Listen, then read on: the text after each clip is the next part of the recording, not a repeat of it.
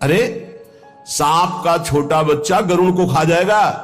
अगर भगवान कृपा दृष्टि से देख ले तो है छोटा सा लघु ब्याल खाए गरुड़, गरुड़ को खा जाए।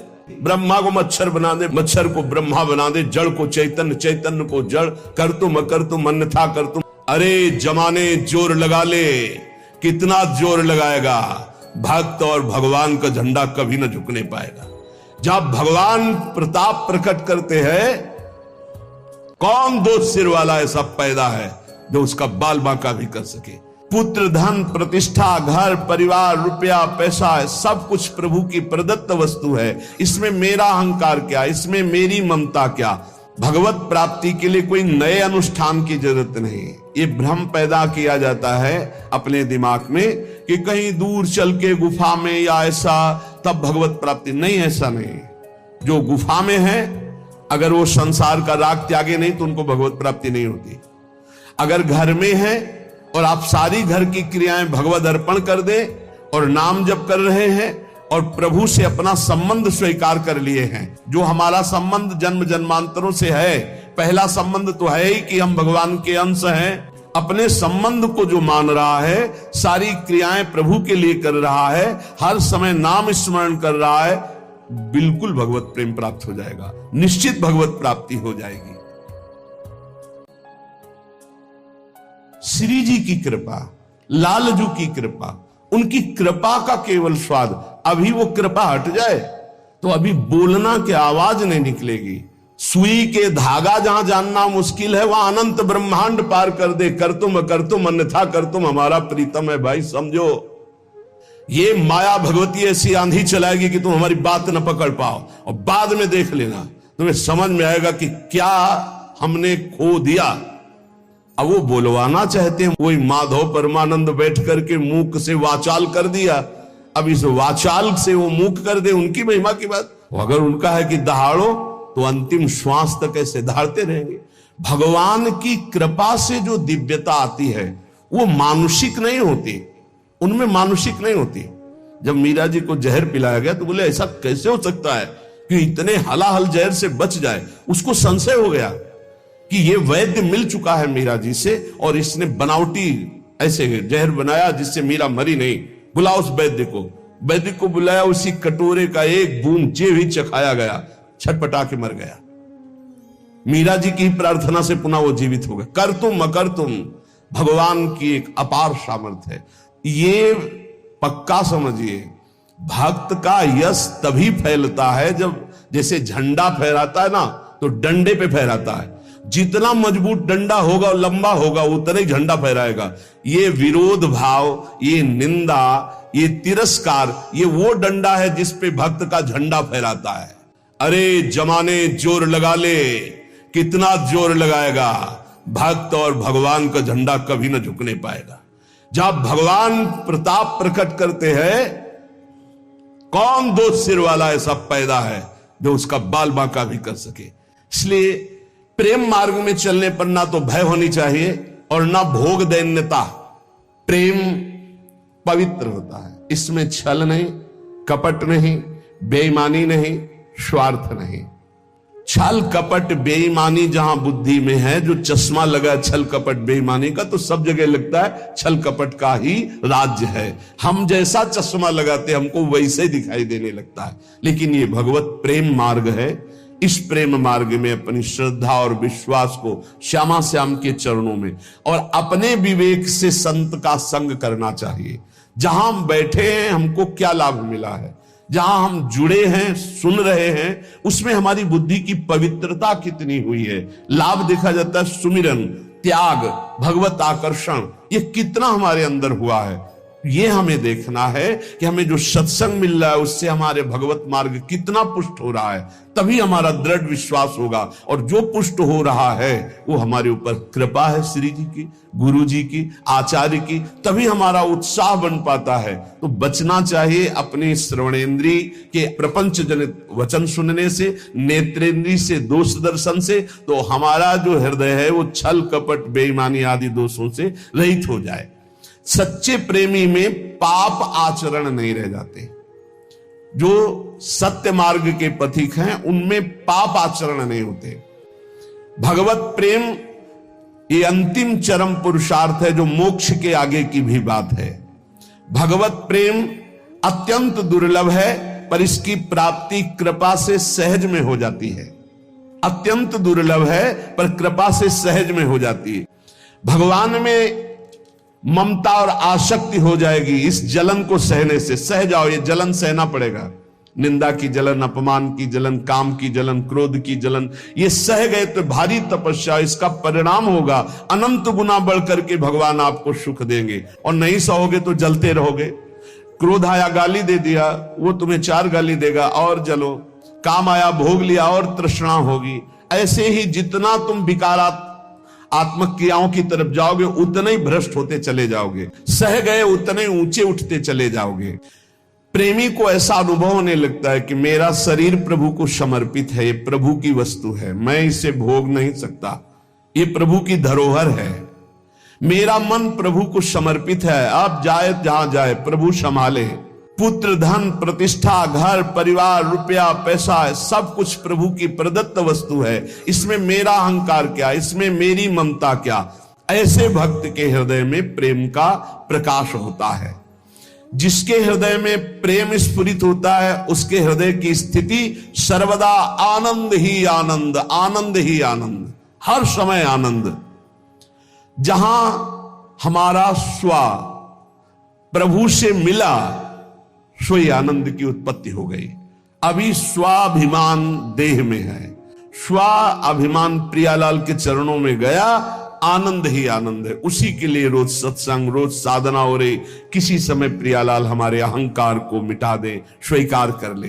भगवत प्रेम में कृपा की बाट जो ही जाती है। कब गुरु कृपा होगी कि हमारे हृदय प्रेम जागृत हो, कब प्रियालाल की कृपा होगी।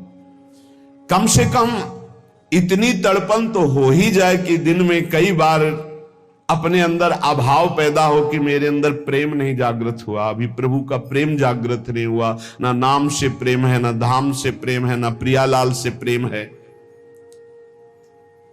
ये भगवत प्रेम की बातें सुनकर कच्चा उपासक डरने लगता है कि इतनी जलन सहनी पड़ेगी, पर सच्चा उपासक यही आग की ज्वाला से चलना है। अरे मन घबरा जाता है कि अच्छा ये जलना पड़ेगा भगवत मार्ग में, तो जलना तो पड़ेगा। इधर जल लो, थोड़ी दूर जलन है फिर आनंद है, और इधर तो जलन ही जलन है। जलत ज्वालम, ये संसार जलती हुई ज्वाला के समान, काम, क्रोध, लोभ, मोह, मद, मत्सर। प्रेम का मार्ग थोड़ी दूर का ये जलन वाला है। इसे देखकर कायर पुरुष वापस हो जाता है, भोगों में फंस जाता है। परंतु जो इस आग में कूद पड़ता है उसके लिए आग चंदन से भी शीतल बनकर के महासुख देने वाली बन जाती। केवल डरना नहीं है, ये डराता है कुछ नहीं। ध्यान मत दीजिए, नाम जप कीजिए, लीला गायन कीजिए, सत्संग सुनिए। जो ही आगे बढ़े तो शीतलता ही शीतलता, आनंद ही आनंद। प्रेम, प्रेम में समस्त क्रियाएं केवल प्रभु के निमित्त की जाए, या प्रेमी की समस्त क्रियाएं केवल प्रभु के लिए होती है। देखो, गोपीजन अपने पति की सेवा, घर में सोनी लगाना, धान कूटना, गाय की सेवा करना, दुग्ध दुहना, दही मथना, पर ये सब कर रही हैं, लेकिन इनका उद्देश्य है श्री कृष्ण प्रसन्नता, और इनके हृदय में हर समय है श्री कृष्ण चिंतन। इन दो भाव से बहुत ऊंची दशा को प्राप्त हो जाती। क्रियाएं सब सांसारिक है, क्रियाएं सब सांसारिक है, आप विचार करके देख लीजिए, लेकिन चिंतन और क्रियाओं का फल श्री कृष्ण प्रसन्न होंगे, क्योंकि उनका आराधन कर रही हैं। हर क्रिया में श्री कृष्ण का चिंतन कर रही हैं, हर क्रिया श्री कृष्ण की प्रसन्नता के लिए कर रहे, श्री कृष्ण के लिए कर रहे। इसी से प्रेम प्राप्त हो जाता है। भगवत प्राप्ति के लिए कोई नए अनुष्ठान की जरूरत नहीं। ये भ्रम पैदा किया जाता है अपने दिमाग में कि कहीं दूर चल के गुफा में या ऐसा तब भगवत प्राप्ति। नहीं, ऐसा नहीं। जो गुफा में है, अगर वो संसार का राग त्यागे नहीं तो उनको भगवत प्राप्ति नहीं होती। अगर घर में है और आप सारी घर की क्रियाएं भगवत अर्पण कर दे और नाम जप कर रहे हैं और प्रभु से अपना संबंध स्वीकार कर लिए हैं। जो हमारा संबंध जन्म जन्मांतरों से है, पहला संबंध तो है ही कि हम भगवान के अंश हैं। दूसरा गुरु प्रदत्त संबंध होता है, सखा या वात्सल्य या गोपी या सहचरी। अपने संबंध को जो मान रहा है, सारी क्रियाएं प्रभु के लिए कर रहा है, हर समय नाम स्मरण कर रहा है, बिल्कुल भगवत प्रेम प्राप्त हो जाएगा, निश्चित भगवत प्राप्ति हो जाएगी। कहने की प्रेम में एक बड़ी दिव्यता है। प्रेम में श्रृंगार है पर राग नहीं है। श्रृंगार है पर राग नहीं है। प्रेम में भोग है पर शरीर संयोग नहीं है। बहुत ऊंची बात है। प्रेम में भोग है पर शरीर संयोग नहीं है। प्रेम में श्रृंगार है पर राग नहीं है। प्रेम में आसक्ति है पर अज्ञान नहीं है। प्रेम में वियोग है पर बिछोह नहीं है। प्रेम में क्रंदन है, रोना, पर दुख नहीं है। प्रेम में विरह है पर वेदना नहीं है। प्रेम में सेवा है पर अभिमान नहीं है। प्रेमी को मान भी होता है, मान है पर धैर्य नहीं है। बहुत ऊंची स्थिति।